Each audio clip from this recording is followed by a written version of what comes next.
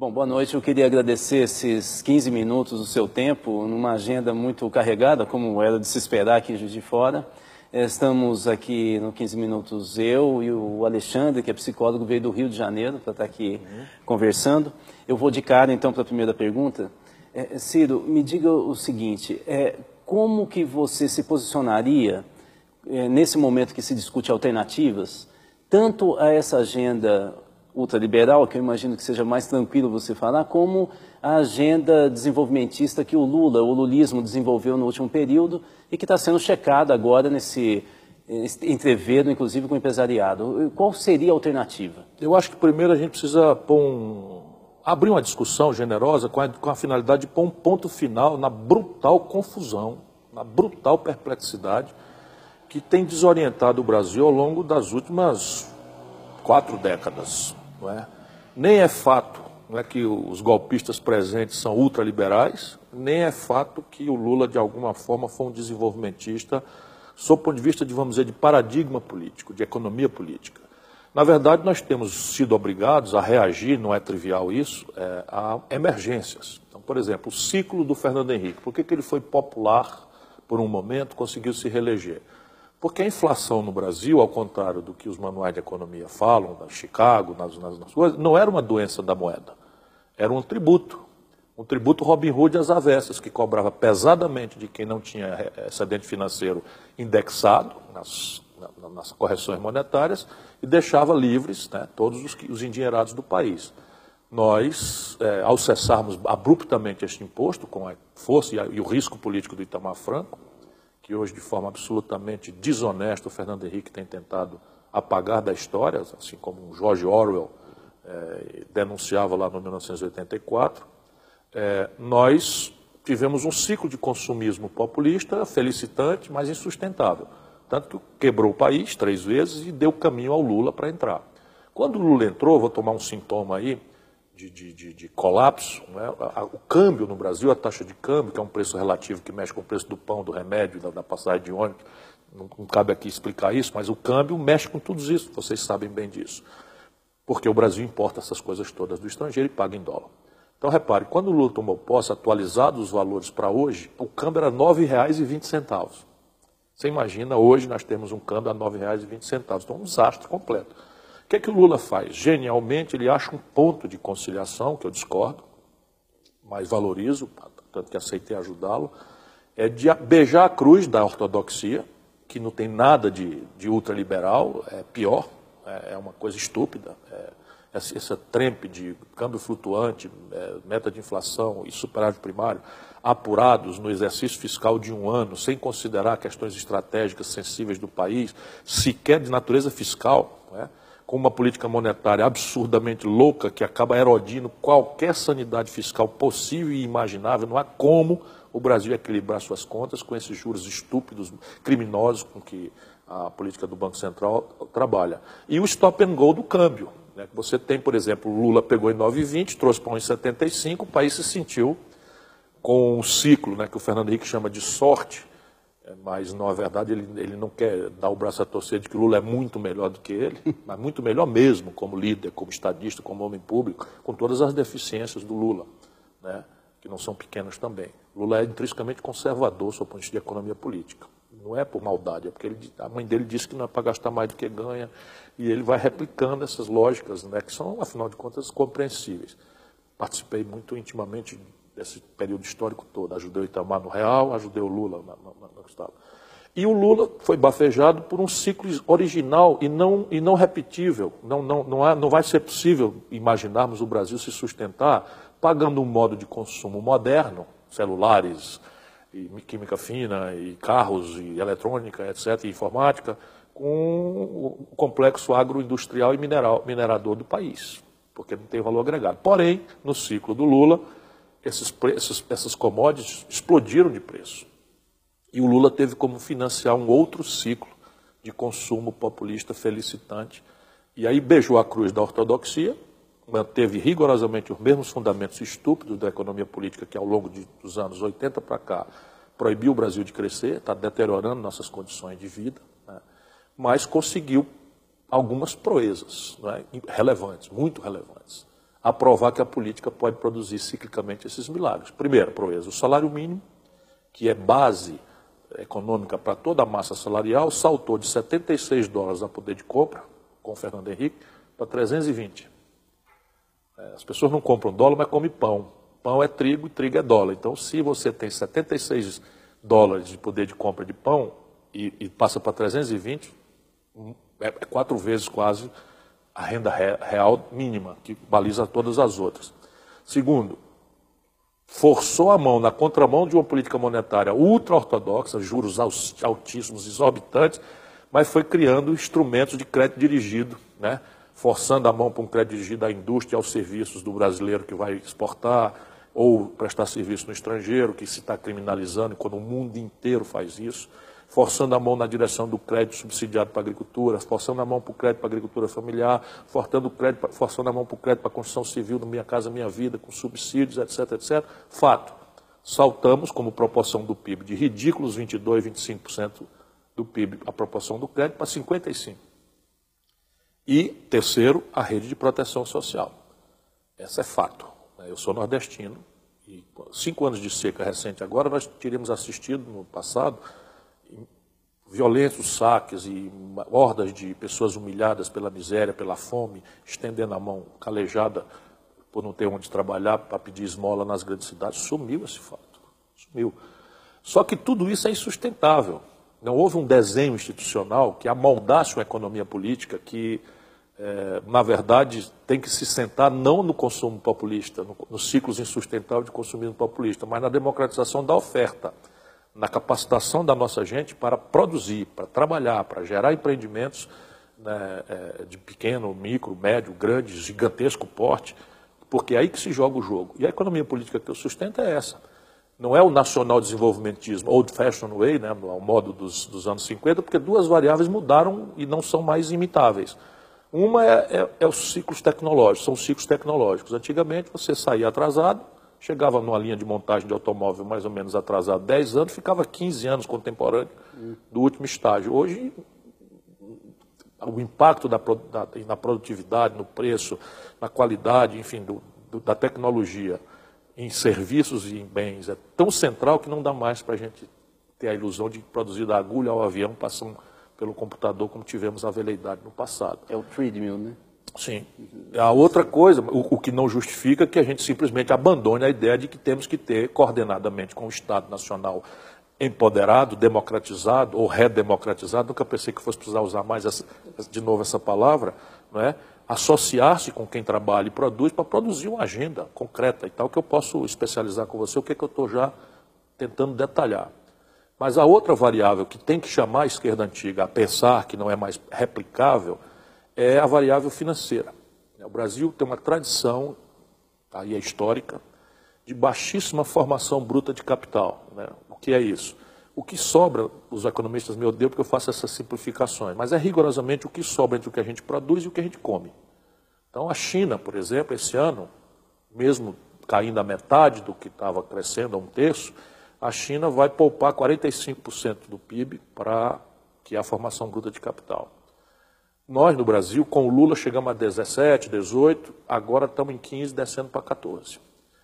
E com isso não é suficiente. E esses 14, 15 estão praticamente 100% drenados para o financiamento da estupidez da política monetária e dos juros e do rendimento, do rentismo, que felicita 10 mil barões, 10 mil famílias abastadas do país, tendo o governo e os bancos como intermediários.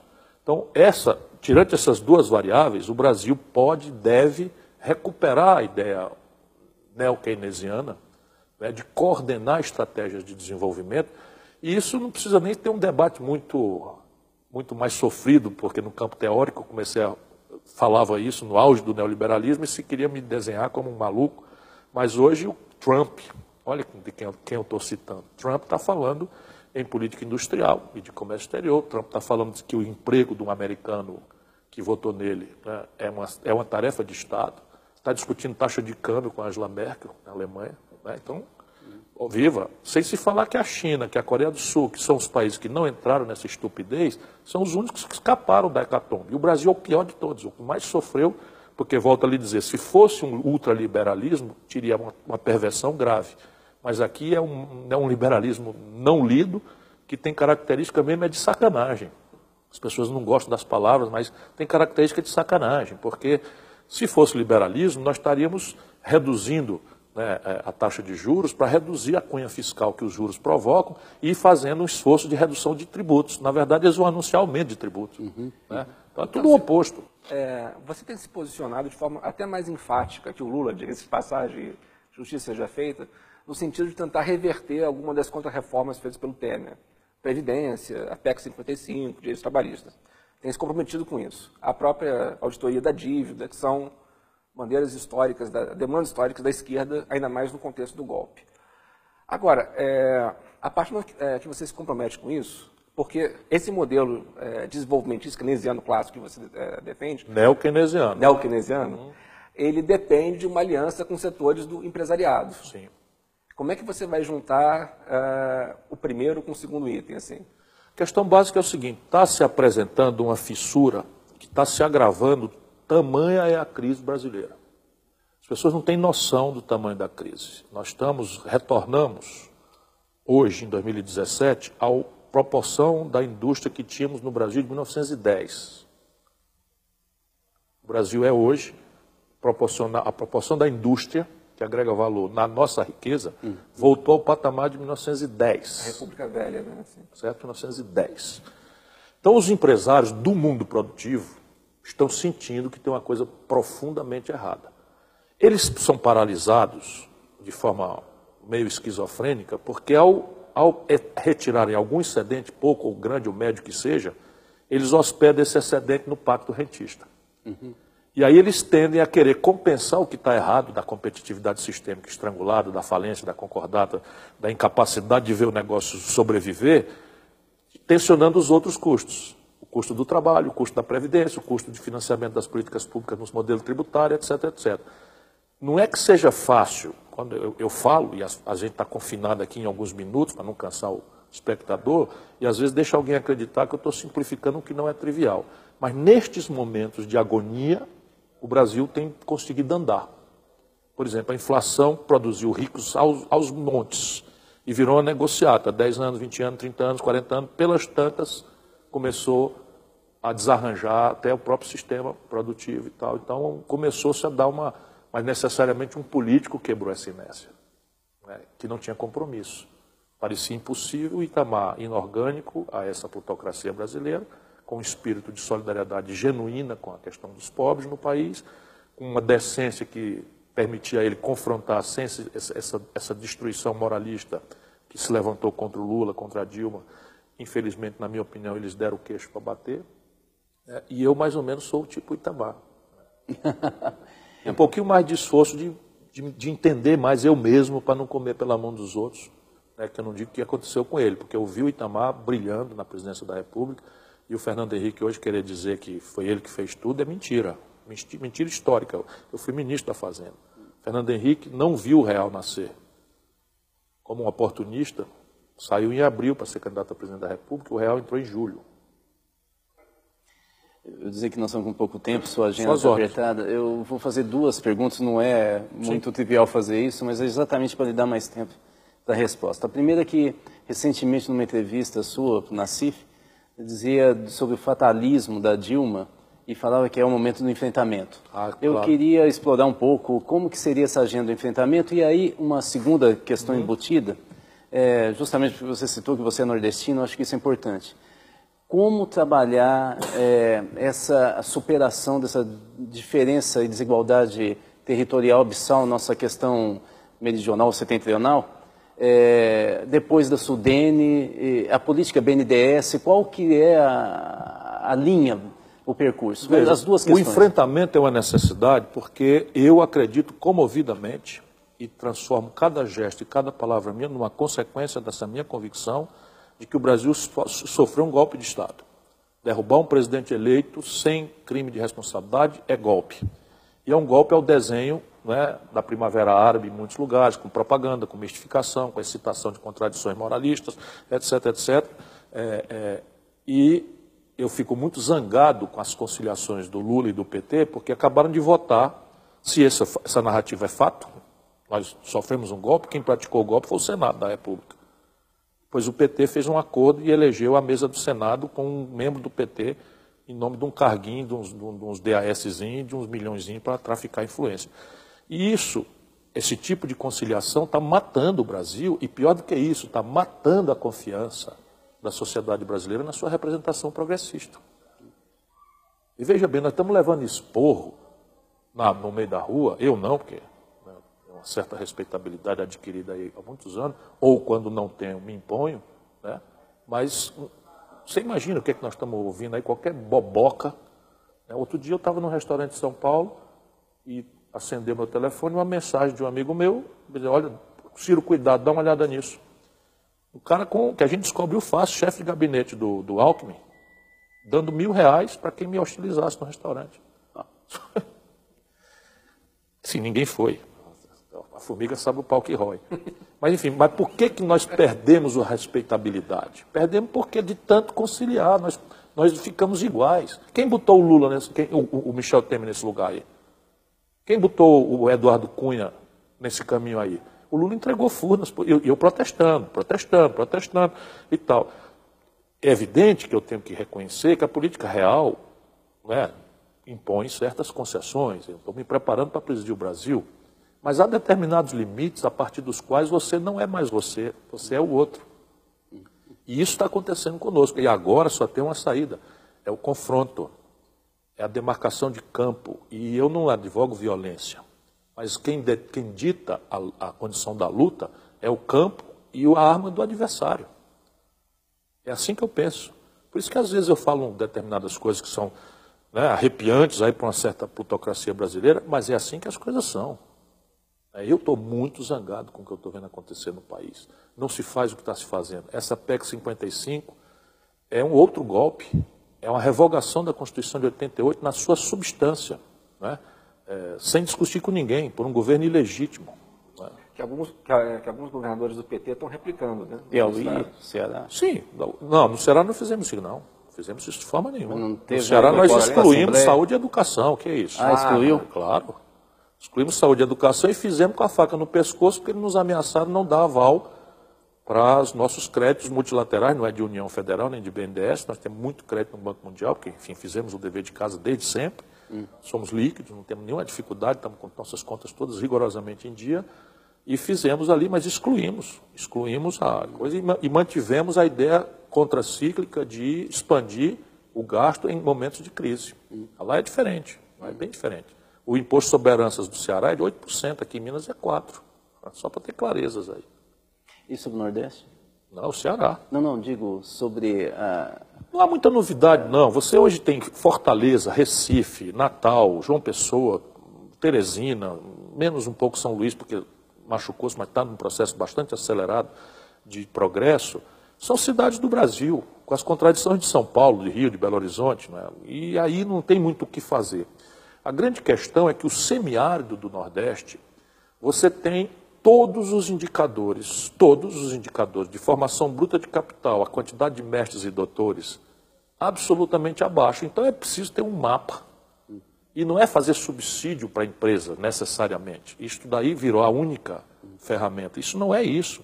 Quando você resolve fazer um projeto São Francisco e você encerrar a cultura de dependência da água, de uma rede de tráfico de influência, que começa no cabo eleitoral, eu ia dizendo aqui um palavrão, lá embaixo, que trafica água em troca de voto, e vai na estrutura de poder central, do dono da rádio, do dono da televisão, do político, né? Você revoga isso com uma obra de infraestrutura dessa natureza. Se o país tem uma condição de refino, né, em que nós estamos exportando petróleo bruto, barato, e importando derivados de petróleo, a propósito de qual é a nacional desenvolvimentismo que eu advogo, eu estou estudando detalhadamente. São 25 bilhões de dólares o buraco na conta petróleo. Qual é o problema da gente executar o plano que estava outrora pensado da Petrobras de refino? Uma refinaria premium no Ceará, uma refinaria premium no Maranhão, porque isso foi estudado, tem porto, tem logística, tem todo um coisa, e completar o Compes no Rio, completar a Abreu e Lima em Pernambuco e autonomizar o Brasil, que passaria a não mais importar derivados como diesel, gasolina e coisas, e sim gerar excedentes exportáveis. É menos um mais um. Ou Ou seja, vale 2 cada movimento que a gente faz, substituindo importações. Aí eu posso falar num balanço de pagamento sadio, dizendo de onde é que vem o dinheiro. E, portanto, de uma estabilidade da taxa de câmbio que não me leve a esse começa e volta, começa e para, que tem sido o crescimento. Lula popular, Dilma cai. Fernando Henrique popular, Lula ganha. Enfim, por quê? Porque nós não temos projeto. E o projeto não pode depender de personalíssimos, caudilhescos, que é outro problema. Nós somos latino-americanos, somos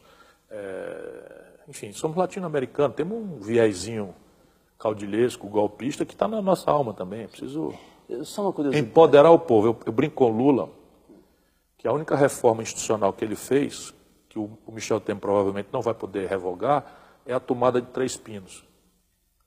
Não é? Mudou a tomada de 3 pinos, foi a única que provavelmente ele não vai revogar. O resto ele vai tomar tudo de volta. Porque nós não institucionalizamos nada. A política externa brasileira nem sequer foi minimamente esclarecida para o povo. E era revolucionária. Eles já destruíram o BRICS, né? A ideia de fortalecer a unidade sul-americana, aproximando o Mercosul de Unasul e tal. Tudo isso está sendo jogado na lata do lixo. E a gente vai fazer o quê? Tem que ir para o confronto, hein? E com figuras pouco diplomáticas, né? O José Serra, agora o... Só com vendilhões, rapaz. Vendilhões. O Serra saiu porque é um rato, porque está vendo que o governo Temer não vai entregar a agenda. Aí entrou esse outro aí, que foi ninguém menos do que aquele que o golpe mandou explicar o golpe nos Estados Unidos. Ele foi explicar o golpe lá nos Estados Unidos, o Aloysio Nunes Ferreira. Só uma última curiosidade mesmo. Revogaram a lei de partilha, estão tensionando para acabar com o conteúdo nacional. É do que se trata. Qual a sua opinião? Hostilizam a Venezuela, dizendo que nós tratamos a Venezuela numa política ideológica, quando a Venezuela deu no melhor momento, 5 bilhões de dólares de superávit na balança comercial com o Brasil. E eles estão hostilizando talvez um dos mais importantes parceiros comerciais do Brasil no mundo, bilateralmente falando, e nós é que tratamos a Venezuela com ideologia. Antichavista de lá, né? Sim, claro. Sim. E qual a sua opinião sobre essa emergência de algumas forças ou lideranças de esquerda, do campo de esquerda, o popular de esquerda? Isso é o que o país precisa, como renovar. Boulos, Jean Willis, o Boulos é um belo de um quadro. O Boulos é um belo de um quadro, tem um único defeito, nada que o tempo não resolva, que é muito jovem. Nada que o tempo não resolva, mas ali tem uma semente, uma liderança. O Jean Willis escolheu um caminho, acho que é um caminho muito respeitável, eu gosto dele, tenho uma afeição, tenho um respeito, mas não creio que ele pretenda ter a completude do Boulos, né? Não é fácil para uma pessoa que aceitou a ideia meio sectária de uma certa intransigência que o pessoal impõe e de determinados temas que são meio segregacionistas e tal, se colocar de forma holista, compreensiva das contradições do Brasil, né? Por exemplo, um cara como eu posso dizer que sou solidário ao sem terra e, ao mesmo tempo, afirmar o meu respeito profundo pelo agronegócio. Eu não tenho empenho nem interdição que não me permita explicar, e não vejo contradição nenhuma. Eles, jovens e ainda... falando do Jean Willis, que é um belo de um quadro também. Mas o Boulos eu estou olhando com muita atenção. Acho que é um cara que tem futuro. E comemoro isso, porque debaixo da sombra do PT não nasce nada. É sombra de mangueira, né? É muito ruim isso para o país. O PT é o partido mais importante. Se não tem outro líder, depende eternamente do carisma pessoal do Lula e tal. Eu disse para ele uma vez... Enfim, é uma relação de aproximação e discussão há muitos anos. Eu era prefeito de Fortaleza, votei nele no segundo turno, em 89, na primeira eleição dele. Então, temos afinidade, respeito e desavenças transparentemente feridas. Mas eu disse para ele uma vez, muito aborrecido, disse, Lula, e se você morrer? A população precisa saber que a Dilma tem capacidade de assumir o país. Essa tutela, de ficar dando palpite pelo jornal, isso foi uma das coisas que predispôs a queda da Dilma. Aquela nomeação do Lula ministro foi o maior disparate que eu já assisti na minha vida pública ever. Para sempre. Muito obrigado, boa noite. Obrigado, boa noite. Boa palestra agora. Obrigado a você.